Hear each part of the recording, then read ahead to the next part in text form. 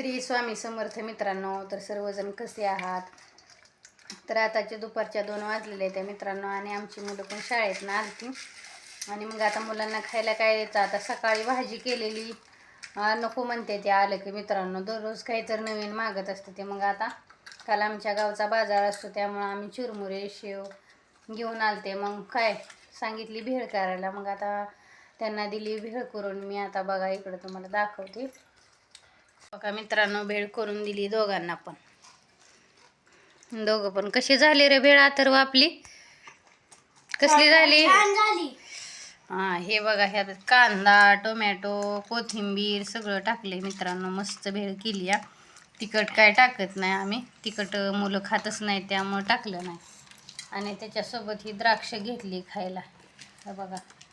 आणि दोघांना वेगवेगळं द्यायला लागते मित्रांनो. खूप भांडण करतात नाहीतर, म्हणून वेगवेगळं दिलं. एकत्र खायचं म्हणलं की नको. तर कसा वाटला आमचा ब्लॉग तुम्हाला नक्की सांगा. आणि आपल्या चॅनलला नसेल सबस्क्राईब केलं तर करा मित्रांनो नक्की. आणि भेटूया मग पुढच्या ब्लॉगमध्ये. तर बाय.